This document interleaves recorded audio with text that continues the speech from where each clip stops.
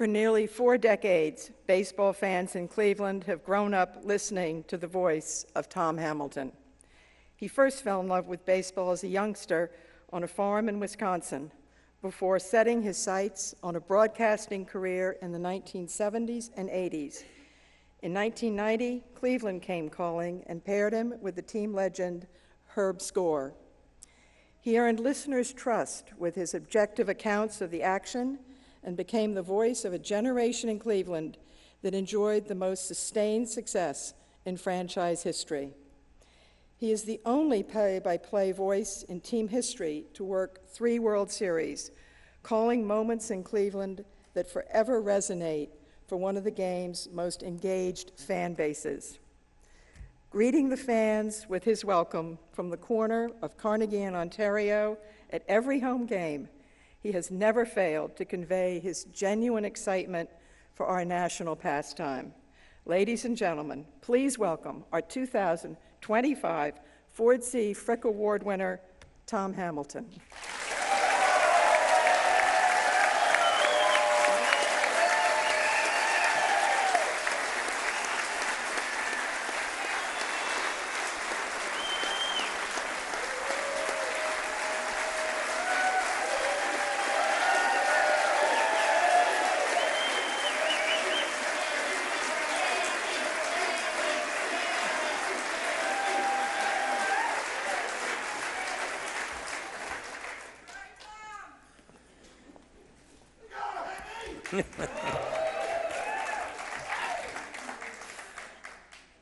Thank you so much. We have been overwhelmed, humbled, honored, and grateful. It is really hard for us to properly express how we have felt this entire week, this weekend, and really since the phone call we got on December 11th. And before we go any further, our eternal gratitude to James Forbes Clark, who is the chairman of the Baseball Hall of Fame and Museum, and whose grandfather, Stephen Carlton Clark, founded this incredible place in 1936. Jane, we cannot thank you enough for all you do for our game and for this incredible week. Thank you so much.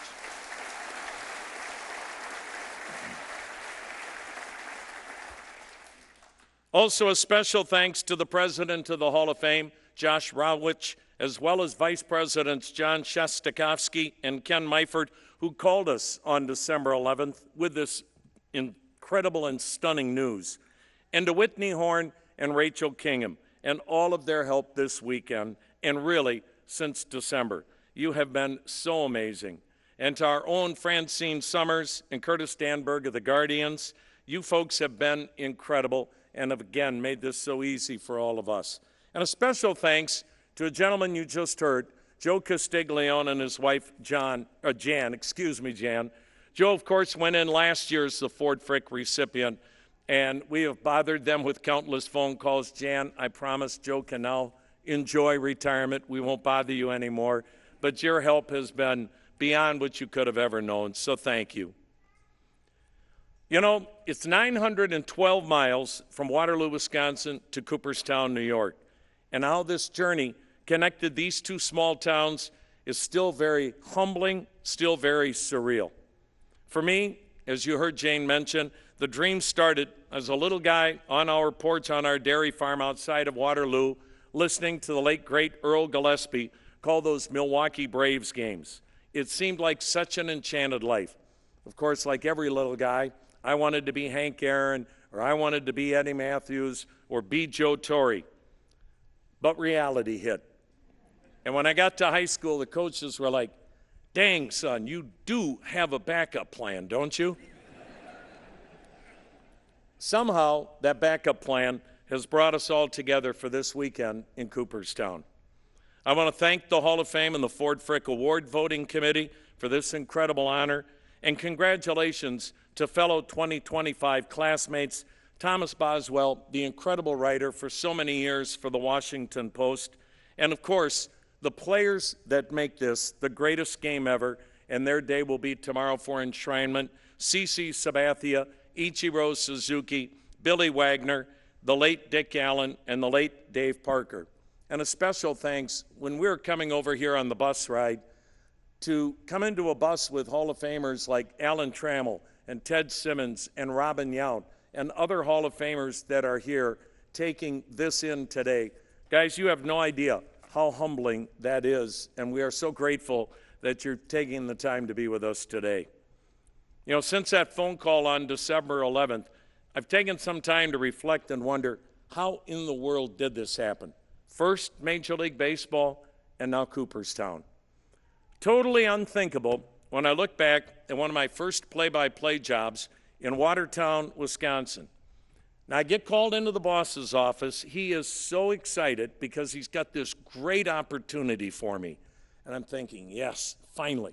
Friday night football, I'm going to finally graduate to the big time, get to do the Watertown Goslings. Friday night football, we know how big Friday nights are. No, instead, I'm going to get to do the play-by-play of the Jefferson County Fair 4-H competition. A 3-hour live broadcast. Now, some of you here may not be familiar with this event. Kind of the World Series of livestock competition for youngsters involved in farming and raising their cattle. They're all trying to win the blue ribbon. That's right, 3 hours, wall-to-wall coverage, steers, pigs, sheep, poultry, all being paraded in front of the judges trying to get that ribbon. Now, you soon learn creativity, or maybe a more honest appraisal, you learn how little creativity you actually possess when you're describing farm animals for that long. Okay, folks, here's another steer. Very big. Black and white. Yes, this one too has 4 legs. And by golly, it's got a tail that's working, and oh no, we're about to have a deposit. You know, they pretty much all look alike, but by golly, every one of them is going for the ribbon. But of course, what the winning animal does not realize is that next week, that winner is the special of the day at the local diner.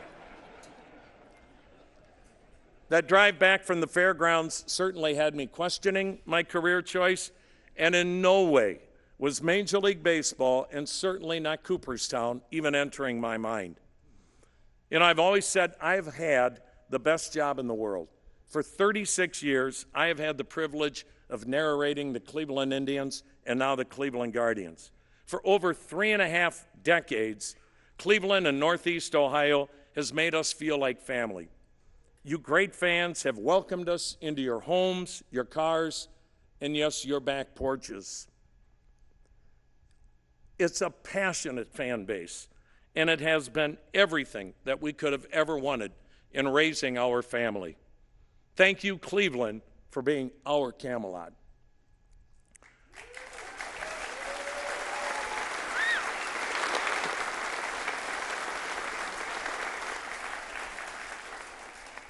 We also want to thank the Jacobs family and now the Dolan family and everyone that I have worked with and become friends with down through the years in this great organization.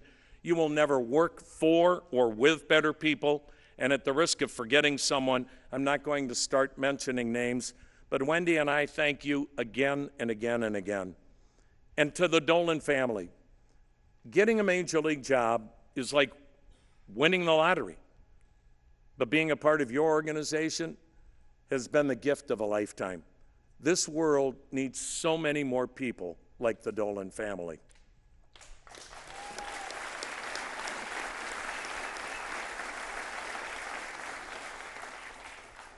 Think what the Cleveland Indians and now the Guardians have accomplished. In the last 30 years, we've gone to the playoffs 14 times, the World Series 3 times. That only happens in a market like Cleveland with tremendous ownership, plus some of the finest front offices that have ever been assembled. Incredible managers and coaches.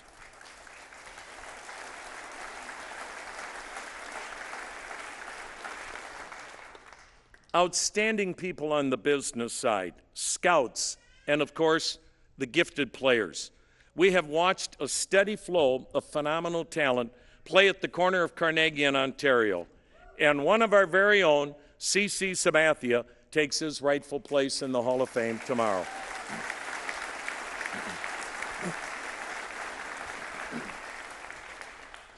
To the late Herb Score, who welcomed me with open arms when I arrived in 1990, thank you. I learned not just how to call a game, but outside of my dad, no one ever gave me better advice. The greatest lesson from Herb came in 1990, my first year in the major leagues. Now, back then, we were the only team in Tucson, so every road trip was 2+ hours going to Phoenix. So what that meant was we were now listening for 2+ hours to one of Herb's 15 Frank Sinatra cassettes. Finally, the first cassette ends. I think, okay, here's my opening. And I'm quickly telling Herb, man, Herb, this is really a really good team. This is our year. My first year, of course. We're going to be in the playoffs, like I know. Herb gave me that look.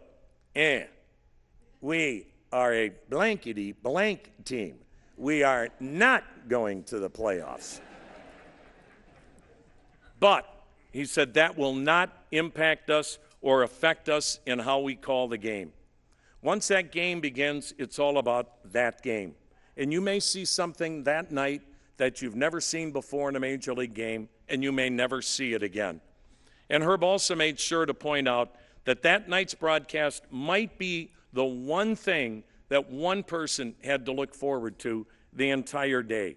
And we owe that one person the very best that we can do. Folks, that was the best advice ever. And I thank Herb for that.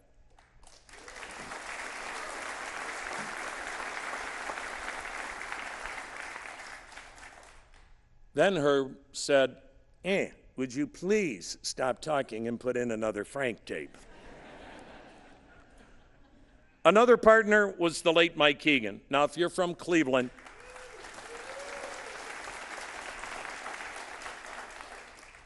Mike is still probably, in any argument, the greatest athlete to ever come out of St. Ignatius High School. He played college football at Holy Cross back when Holy Cross was a national power. He spent 12 years in the big leagues, won a World Series with the Oakland A's, and he carried himself with the same grace off the field as he did on it. And even when Mike was in his 60s, he still had that incredible athletic ability. Mike and I are in the Metrodome, we're filling out our scorecards, and I noticed something move, I thought, on Mike's leg. And I said, Mike, you got a little buddy there on your thigh. Well, for those of you that have never been to a Metrodome, Joe knows that little buddy meant he had a mouse on his thigh. Mike launched out of his chair like he's returning a kickoff. He still had the amazing first step quickness, the athleticism that made him one of the greatest defensive first basemen in the history of the game. And without question, Mike was one of the finest broadcasters to ever work in Major League Baseball.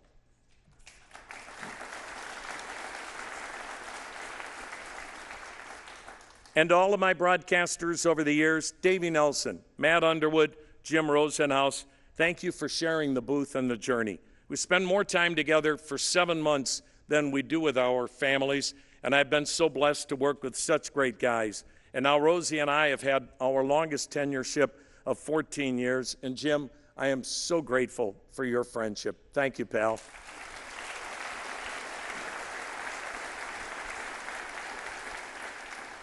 And to Terry Smith, the voice of the Los Angeles Angels, who gave me an opportunity to work with him in Columbus doing AAA games. Without that, none of this happens. And of course, none of this happens without the love and support of my family. Going back to Waterloo with my parents, brothers, and sister, no one's ever had three better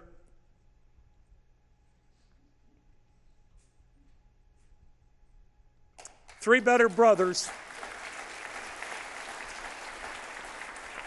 than Dennis, Jim, and Robert, and our sister Mary.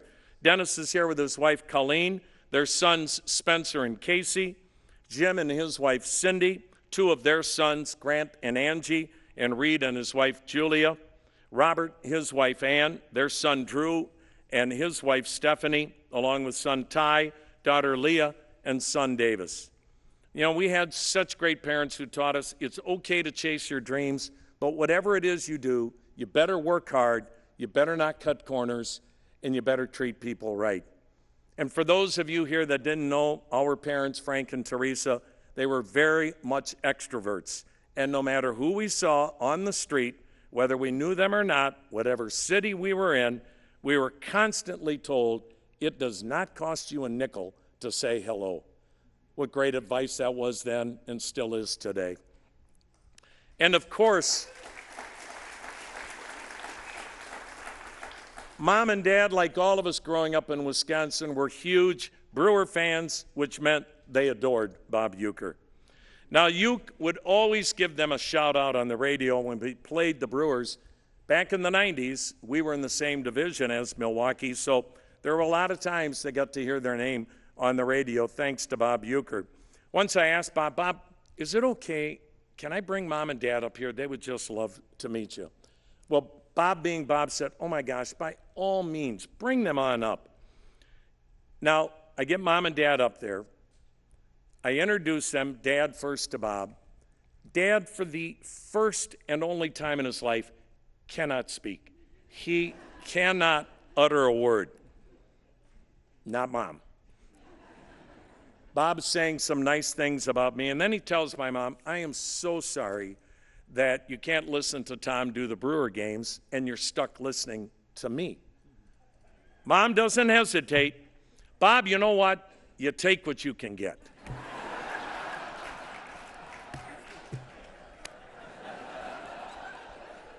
Mom, you take what you can get. I am suddenly trying to usher them out of Bob's booth. I am horrified. Bob is doubled over laughing.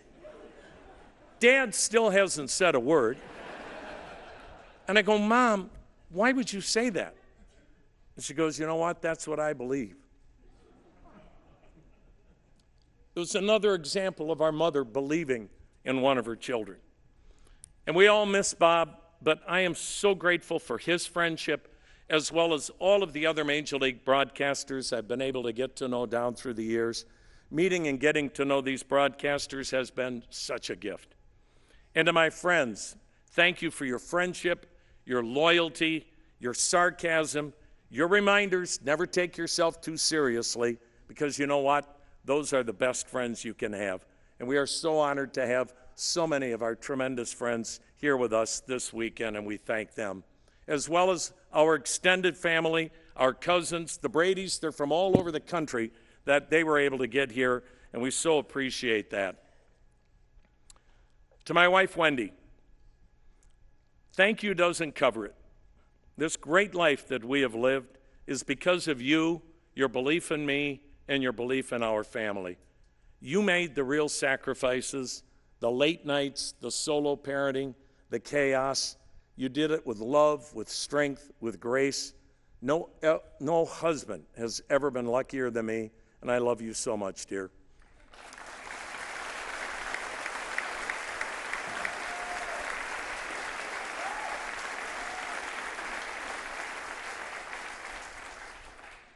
Also, a quick lesson I learned the hard way, of course. When you're on a 10-day road trip, you're staying in 5-star hotels, your wife calls after spending most of the day in the ER, because that, of course, is when one of the 4 children decides to fall out of a tree, break an arm, because none of that ever happens if Dad's home, only on a road trip. When your wife calls and simply has to unload about the craziness of the day and just needs an adult to listen, that is not the time to say, you know what, honey, I've had a tough day too. And of course, Wendy being Wendy, oh my gosh, I'm so sorry. I'm going on and on about me. What happened? I'm sorry. Well, dear, room service didn't toast the bun on my cheeseburger. You will soon learn that will be the most expensive cheeseburger of your life. And finally, to our children, Nick and his wife, Marissa, Kelsey and her husband, Ryan, their daughter, Lexi, Bradley and his wife Brittany and their sons Liam and John Patrick and our daughter Katie, thank you. Thank you for being our greatest pride, our greatest joy, our true legacy. This weekend has been incredible, but you're the real miracle. You and our grandchildren are everything to us, and you've given us so many great memories, and we're so lucky to be your parents. And now you've become these incredible young adults.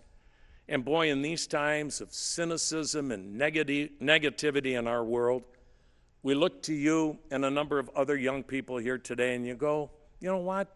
Things aren't so bad. We're going to be okay. And we're going to be okay because of people like you. And always know the two greatest words ever are Daddy and Grandpa.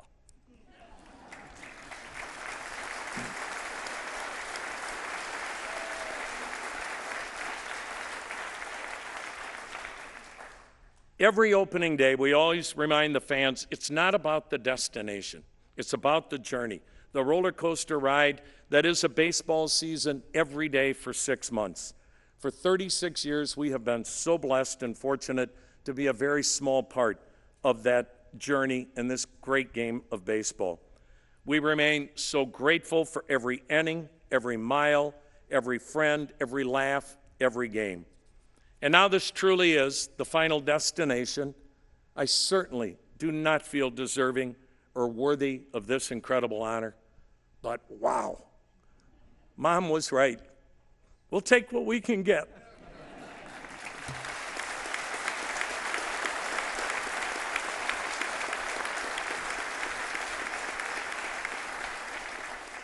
Thank all of you. Thank you so much, Cooperstown, and thank you, baseball.